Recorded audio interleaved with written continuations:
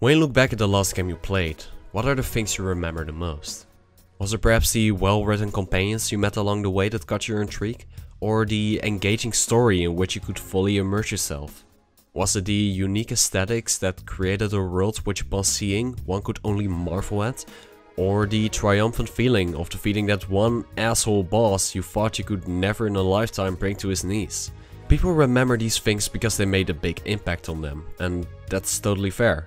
But it's because we only commemorate the major components of a game that we stop showing respect for things that, while in the background, make our gameplay experience 10 times more easy. What's the last time you heard someone say, "Wow, this interface, menu, HUD is so well done"?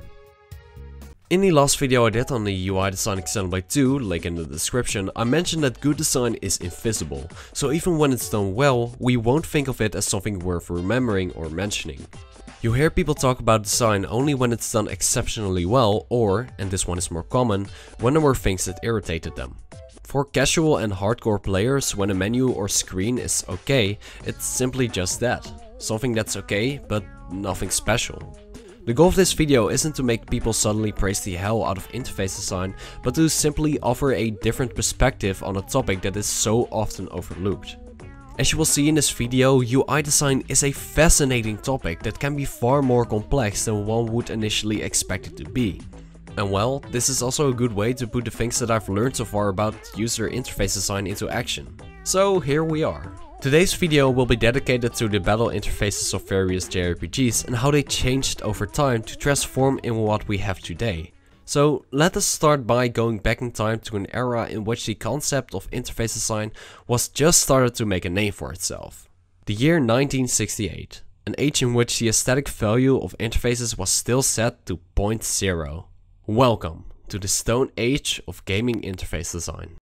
Because of the constraints formed by the absence of advanced technology, the designers from the Stone Age didn't have a lot of tools to work with.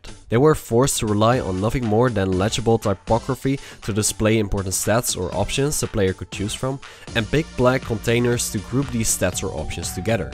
Discriminability, detectability and clarity, 3 of the 7 basic principles for presenting information on screens, were to a certain extent still unknown to them.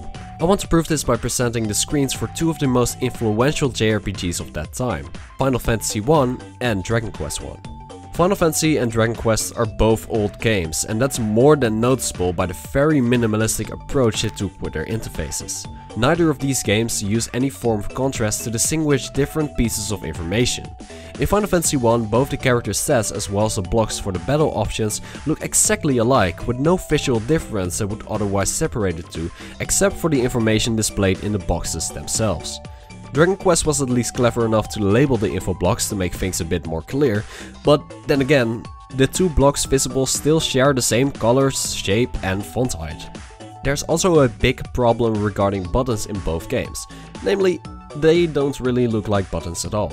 With that, I mean that there is no big difference in elements that are clickable and those that aren't. If it wasn't for the hand or arrow indicator hovering next to the menu options, players would have no idea which options they were going to select.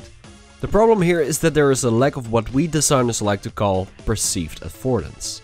Affordance is a term used to describe what can be done with an object. A chair is for sitting, a button affords pushing, and a handle may afford turning or pulling. Perceived affordance means if the player is able to make out the function of an object just by looking at it. If you were to glance over the screen, would you really be able to tell which elements are selectable and which aren't?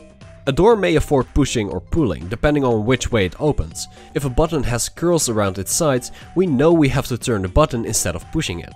What I'm trying to say here is that when we see text inside of black blocks, our first thought shouldn't be, "That's a button," but rather something along the lines of, "Okay, this is text."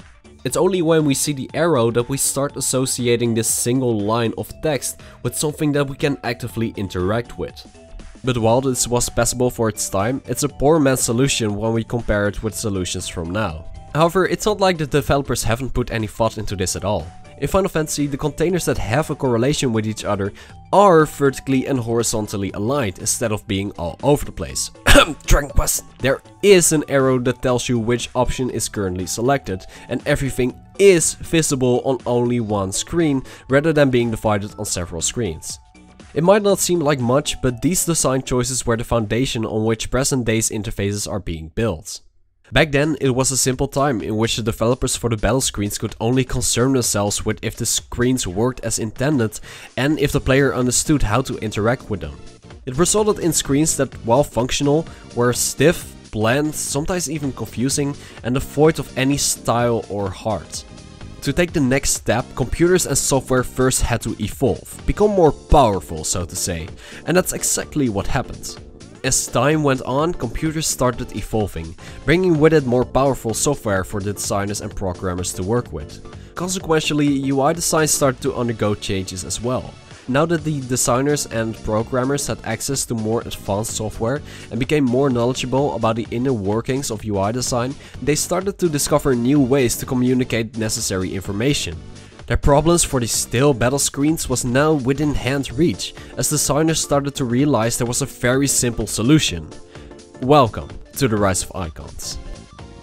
According to TanookiPlayer Studio in the article called Visual Perception, Icons versus Copy in UI, visual perception is one of the most productive and quick ways through which people are able to obtain information and get it processed by the brain. It influences so many aspects of life that neglecting the issue while creating products for users will be extremely unwise. That is why the aspect of applying visual elements of high functionality in the interfaces, such as icons and their impact on general efficiency of the product, has been an actual topic in global design community for a long time. In simpler words, if you can't explain it with words, show it with pictures. Designers started to realize that the fastest way to convey information was not by text, but rather by visual representation. Icons accompanied by proper labeling was the new way to go. The earliest example I could find of a game that takes the concept of icons for an interesting swing is a game from 1969 named Wild Arms. Instead of a vertical display of whites on black, Wild Arms makes use of icons to let the player select what option he wants to pick. A sword signals attacking, a running man clearly indicates fleeing from battle, a vest might be for equipment, and a horn for tactics, perhaps? The technique was still in its early stages. Not every icon here can be made a clear association with right off the bat, and that's why it's crucial that icons go hand in hand with proper labeling. While Wild Arms didn't implement icons correctly in its interface, it's still very interesting to see designers breaking out of their conventional ways to redefine the way players can interact with a screen. Golden Sun is one of the very first JRPGs that did icons right. Okay, for the most part. Look at the way things are handled here, with clear icons, again for the most part, and a fitting label to the side of them all. It's better, still not perfect though, but at least players can actually tell what an action does by scrolling over it and reading the label inside of the block, as opposed to Wild Arms where you needed to press the button to verify its meaning. Also, notice how in Golden Sun the player is given much more visual feedback than any of the games from the Stone Age. When the cursor is hovering over one of the options, the icon for that option will flicker and change in size for as long as your cursor is on there. It gives the player a much clearer visual message than in Final Fantasy, where there is only an arrow to indicate your option. For as far as JRPGs go, Golden Sun was quite ahead of its time really, especially in terms of feedback. Notice how the health bar turns red whenever an ally has taken damage? Or the camera that switches perspective depending on who is currently attacking, a feat that, as far as I know, was unique to Golden Sun. And also the aforementioned flickering cursor. I said this was the rise of icons, but secretly it's also kind of the rise of visual feedback. There are still a lot of things that can be improved though, like the orb from Mercury having the same color as the container, making it hard to see, or how there's no visual difference between HP and PP. But it's such a big improvement from where it came from, and I just love it. Around the same time, people also figured out that color could be used for much more than just a decorative feature, like for creating contrast between UI elements, giving all sorts of feedback, and to craft a bit of personality for the game.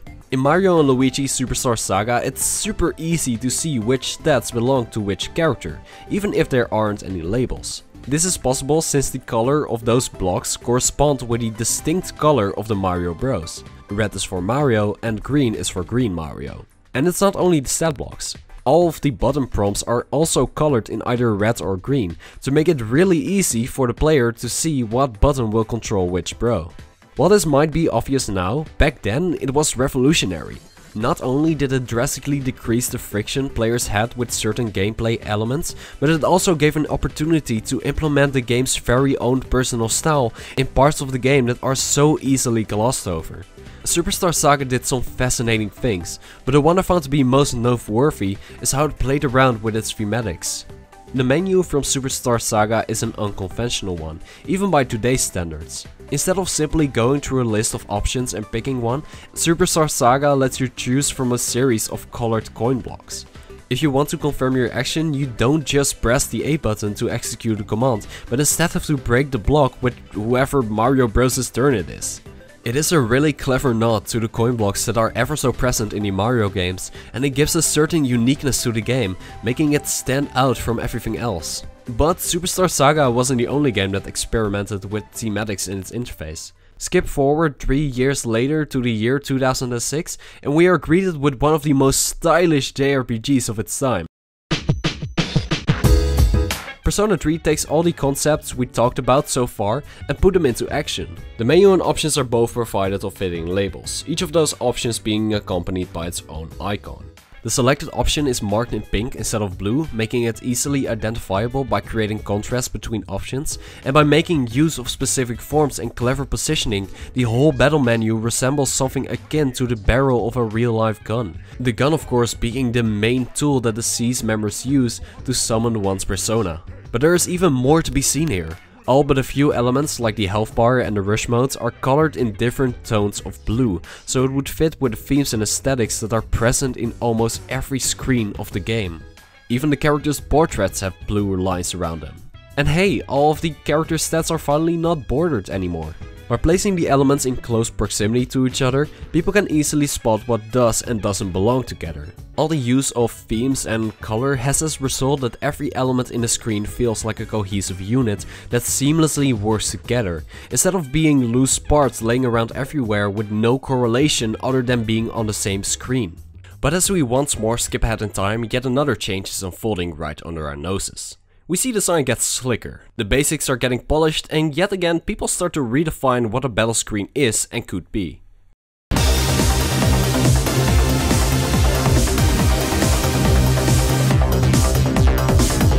The present is the time in which UI design for most JRPGs has taken off big time.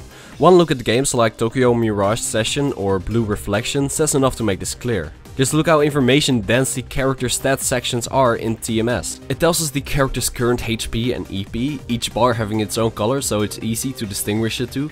It shows the character in question, the buffs and debuffs that are currently applied to the character, their current level, and whose turn it currently is.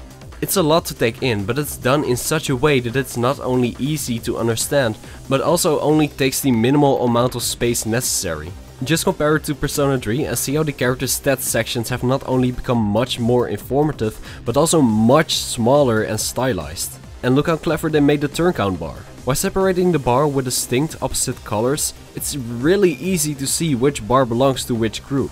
Dominant green for the player and recessive purple for the enemy. From the portraits on the battlefield that change expressions from serious to cheerful whenever you execute an attack, the eye candy combo counter with its radial gradient colors and flashing typography, all the way to the sparkles that are present at several HUD elements and the special meter that pulsates whenever fully charged. None of these additions influence the gameplay for better or worse, but together they do add to the overall charm of the game. Every element here is decorated and stylized, all for the sake of letting it fit with the aesthetics of Japanese idolism that TMS is so centered around. Blue Reflection on the other hand puts a heavier focus on motion graphics and user friendliness. The clearest example of this is the battle menu.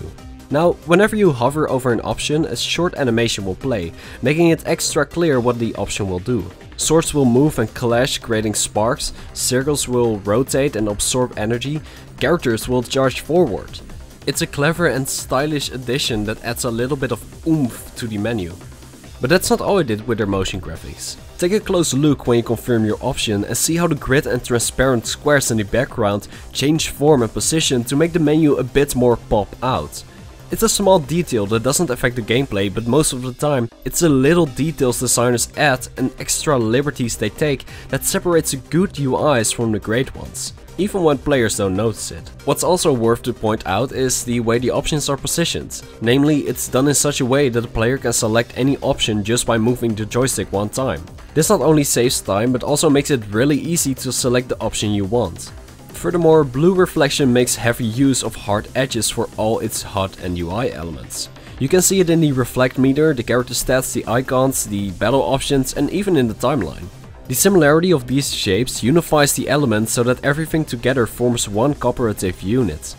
Now, with all that being said, you would think that this is it. This is the final form of UI design. They couldn't possibly make this any better to use or make it look any more marvelous to look at.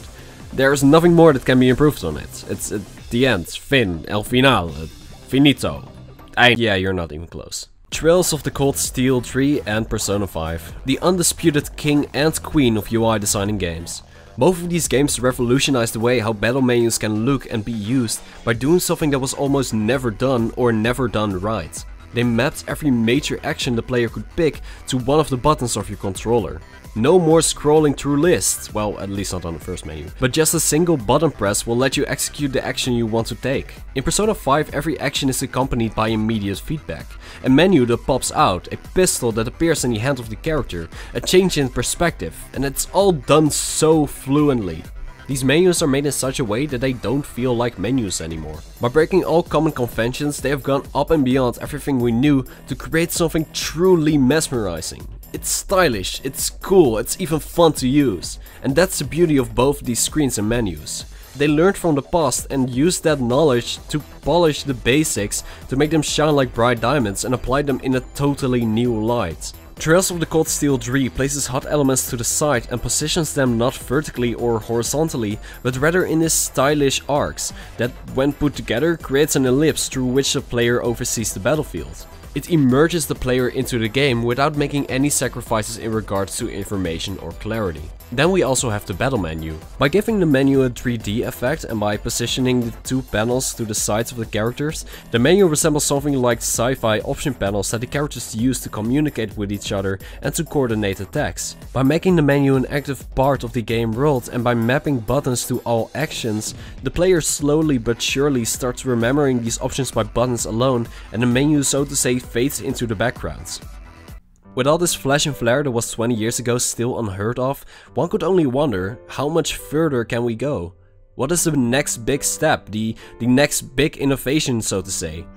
In only a few decades we have gone from 0 to 110, and while we have explored many new ways to convey information on screens, there's still a limitless pool of untapped potential waiting to be delved in. What if in a few years we don't even need joysticks anymore, but can control our characters by making simple hand gestures? Games already give feedback to the world outside of the game by vibration in the joystick or sound effects, so maybe the next big thing lies hidden in there. The only thing I can say for certain is that it will keep evolving, keep getting better, faster, more beautiful and easier. And well, I'm just really excited to see where we're going from here. Anyway, I hope that you enjoyed my rambling about the subject I find very interesting, and I hope you do too now, to some extent of course, or learn something new about interfaces today that you can tell your friends, like, oh my god, this is so cool. I want to analyze more great UIs or maybe bad ones in the future, so if you know some of those, let me know in the comments below. Although right now I think I'll be analyzing some of the Tales games because you know that's my niche and so on. Anyway, if you learned something new from this video, consider giving it a like and subscribe if you haven't already. Discord and Twitter are in the doobly-doo, and with that I shall take my leave. See you later.